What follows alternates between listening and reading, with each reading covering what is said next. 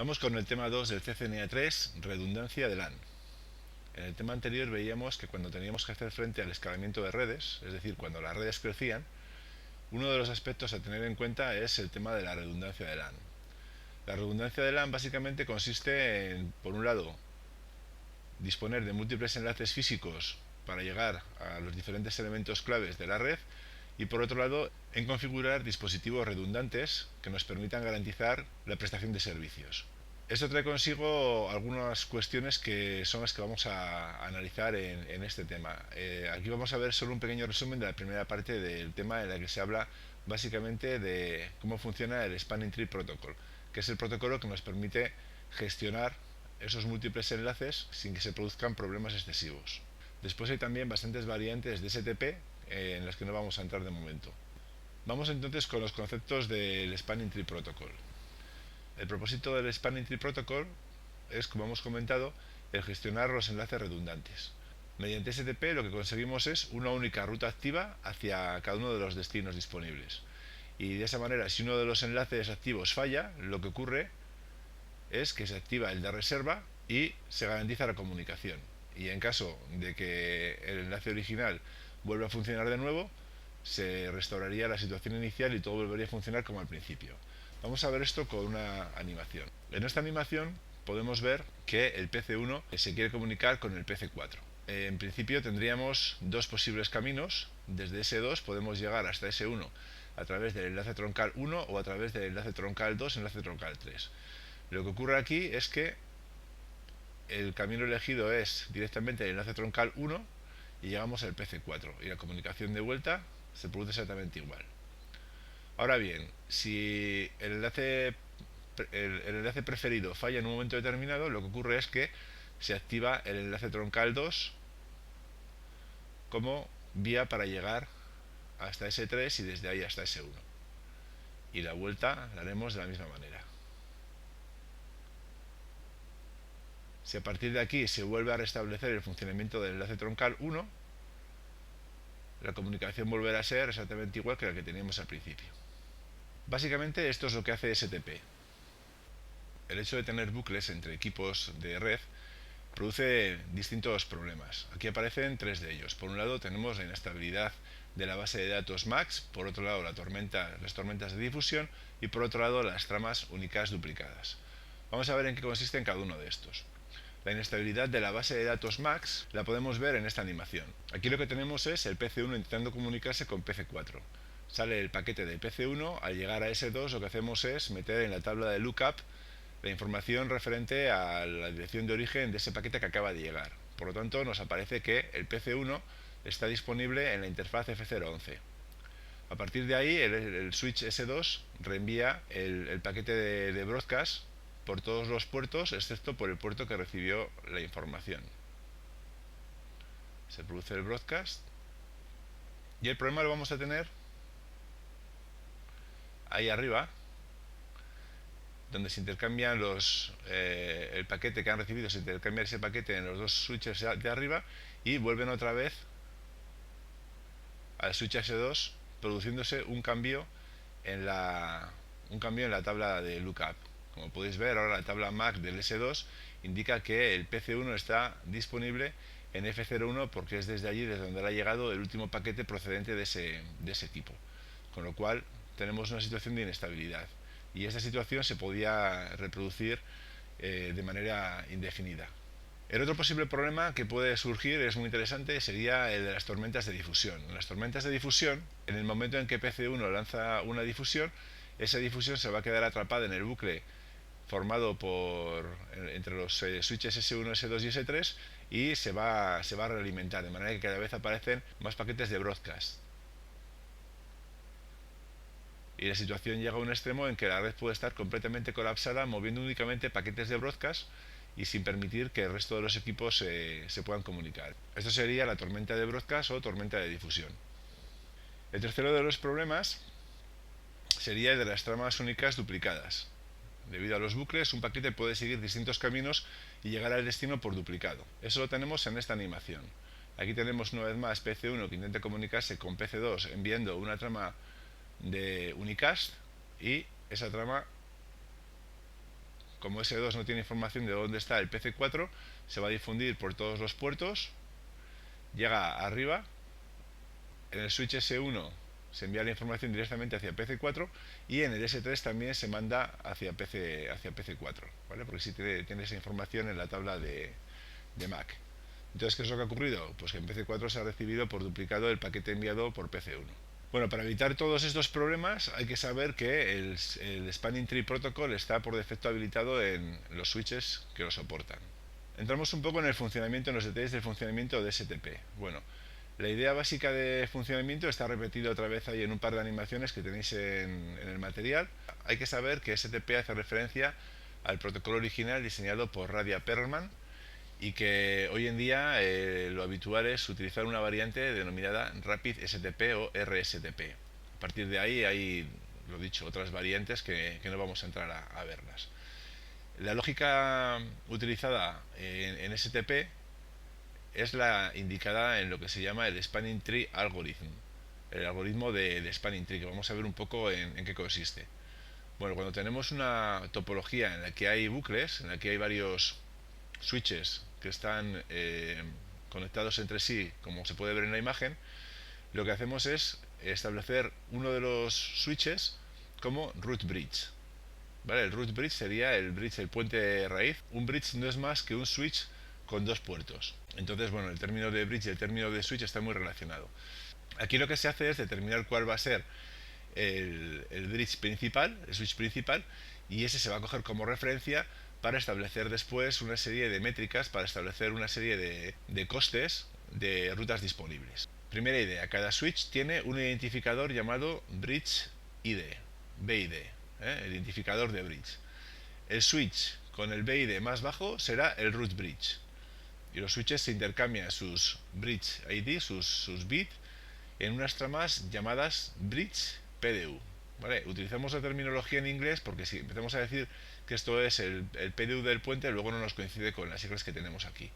Entonces, recordar que esto lo veíamos ya cuando hablábamos de OSI, el PDU es el Protocol Data Unit, ¿vale? Entonces, en este caso, pues tenemos el Bridge Protocol Data Unit, ¿vale? El término este PDU os tiene que ser familiar. Como podemos ver aquí en la imagen, una vez determinado cuál es el root bridge, que es el que tiene el menor BID, luego los puertos pueden tomar diferentes roles. Los roles básicamente son, cuando tenemos un puerto que está directamente mirando o conectado con el root bridge, ese va a ser un root port. Tendríamos uno por aquí y tendríamos otro por aquí. Los puertos que están enfrentados a un root port son puertos designados. Tenemos uno por aquí y otro por aquí. Serían este y este.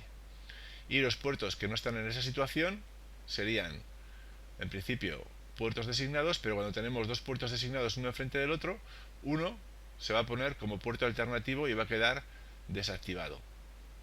De manera que este enlace a efectos prácticos, este enlace de aquí a efectos prácticos, no estaría operativo y toda la información entre la parte superior y la parte inferior se realizaría a través de la troncal número 1. Vamos a ver un poquito con más detalle cómo se selecciona el root bridge. Hemos comentado que en el identificador ese que hemos comentado, en el BID, se incluye un valor de prioridad y la MAC del switch. En principio ese valor de prioridad va a ser igual para todos los switches, aunque lo podemos cambiar nosotros por medio de comandos. Y lo que ocurre es que cuando coincide la prioridad de dos switches, lo que se hace es mirar la MAC, de manera que la MAC más baja es la que decide cuál es el switch más prioritario. Toda esta información la comparten los switches utilizando los BPDUs y al final, bueno, pues se propaga la información de cuál es el root bridge. Llegamos al coste de la ruta. Tenemos que, en función de cuál sea la velocidad de los enlaces disponibles, se van a asociar unos costos por defecto. A mayor velocidad, menor costo. Eso lo tenemos en esta imagen. Aquí podemos ver cuál es el costo que se asigna actualmente y cuál es el costo que habría anteriormente. En el costo actual lo que tenemos es, ya veis, ¿no? Las 10 gigabits por segundo tendría un costo de 2, 1 gigabit por segundo de 4, de 100 megabits por segundo de 19 y la de 10 megabits por segundo un costo de 100. en función de cómo van evolucionando las velocidades, estos costos podrán ir adaptándose a las nuevas velocidades y puede que haya cambios en los valores, como hubo de esta columna de aquí a esta columna de aquí.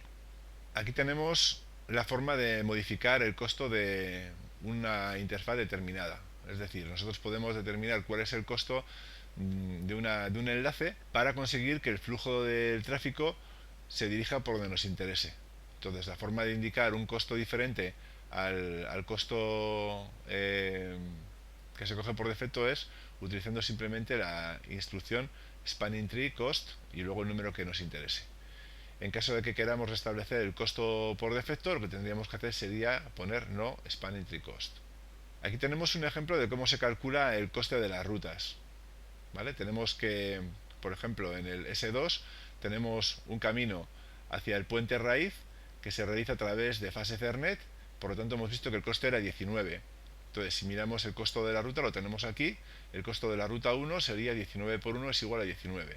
Mientras que si miramos en esta parte de aquí, la ruta 2 vendría por S3 y vendría por el enlace troncal 3. Entonces, como tenemos dos enlaces fase Ethernet, tendríamos que el coste de la ruta 2 sería 19 por 2 igual a 38.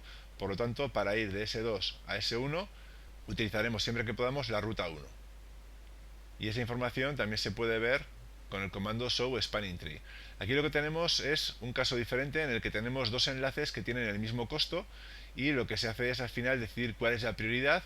Y tenemos la prioridad marcada, el punto 1, punto 2. El punto 1 sería el enlace más prioritario y lo que se hace es mirar cuál es el rol que juega cada una de las interfaces y en función de eso se da más o menos prioridad. En este caso, la prioridad más alta la tiene el rol de puerto root y por lo tanto el punto 1 este que tenemos aquí indica que el F01 va a tener más prioridad que el puerto designado F02. Bueno, aquí tenemos un poco la explicación de todo eso que hemos estado comentando. Y luego tenemos otra imagen interesante en la que se pueden ver los detalles de cómo fluyen las tramas BPDU desde el instante inicial y cómo se va actualizando el root bridge de cada switch hasta que todos tienen el mismo. Vamos a verla. Tenemos aquí un montón de pasos. En el primero de ellos lo que tenemos es la situación inicial en la que todos los switches piensan que son el root bridge. El S2 envía tramas BPDU por todos los puertos del switch y la trama BPDU contiene la ID del puente y la ID de raíz del S2, lo que indica que es el puente raíz. Aquí tenemos que las prioridades son las mismas en este equipo de aquí, en el S2 y en el S3. Podemos ver ID del raíz, el root ID, tendríamos el 32769, luego con la MAC, que en este caso es la 000A00, todo doses, ¿vale? Aquí tenemos lo mismo. Este valor coincide con el identificador del puente porque considera que él es el root bridge. Y en este caso lo mismo. En este caso también ocurre lo mismo, pero sí que tenemos un valor diferente de prioridad. Y los costes de las rutas, en todos los casos, tenemos el valor 19. A continuación, ¿qué es lo que ocurre? Bueno, pues el paquete enviado por S2 llega a S3 y S3 ya ve que el identificador de puente del S2 es menor que el suyo, por lo tanto lo acepta como puente raíz. Aquí tenemos que el ID de raíz tiene el indicador del S2. En el siguiente paso lo que tenemos es que la información llega a S1 y en este caso se mantiene como ID de raíz el S1 puesto que su identificador es menor que el que le acaba de llegar. A continuación S3 reenvía a las tramas BPDU por todos sus puertos de manera que llegan a S1 y a S2.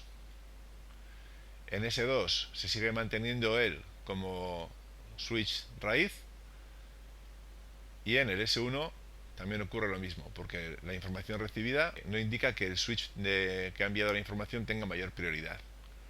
Y por último es S1 el que envía la información a los otros dos switches. De manera que en el S2 se reconoce que S1 tiene mayor prioridad y lo mismo ocurre en S3. De manera que ahora ya todos los equipos tienen cada uno su identificador de puente diferente, pero todos tienen el mismo identificador de puente raíz, ¿vale? Que sería en este caso el S1.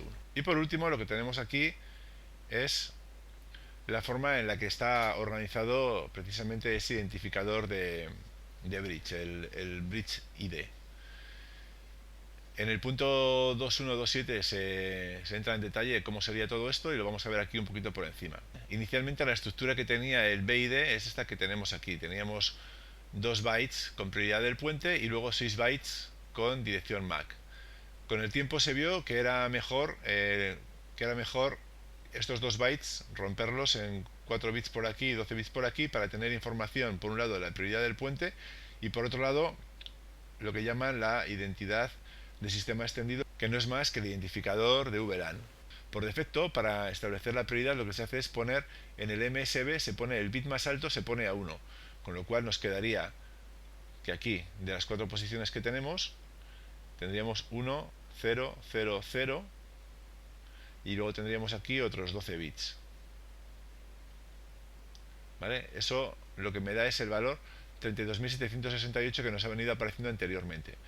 Si tenemos en cuenta que por defecto la VLAN utilizada es la número 1, pues si juntamos el 32.768 más 1 nos aparece el 32.769 que ha venido apareciendo anteriormente. Vamos a terminar dejando una pregunta al aire. Teniendo en cuenta que los 16 bytes de la propiedad del puente se procesan en bloque, ¿qué valores puede tomar ese campo sin tener en cuenta la parte del ID de VLAN? Es decir, aquí lo que se intenta que razonéis es que tenemos 1, 2, 3, 4 posiciones que serían la prioridad del puente y luego tenemos otros 12 bits con los cuales conformamos lo que sería el BID total. Entonces aquí lo que se pregunta es, si esta parte de aquí, estos 12 bits de aquí, fueran todos ceros, ¿qué valores de BID podríamos tener? Teniendo en cuenta que, pues bueno, el más pequeño sería todo ceros, ¿no? Y a partir de aquí, si pusiéramos un 1 aquí, pues qué valor tendría este BID, y si fuéramos contando a partir de aquí en binario para completar las 4 posiciones que tenemos aquí, podríamos contar desde 0 hasta 16 cuáles serían los posibles valores que podemos conseguir de BID. Evidentemente esos van a ser 16 valores que después se van a ver modificados por la dirección MAC. Bueno, pensarlo un poco y podéis consultar los materiales oficiales porque también ahí está la respuesta. Venga, hasta el siguiente vídeo.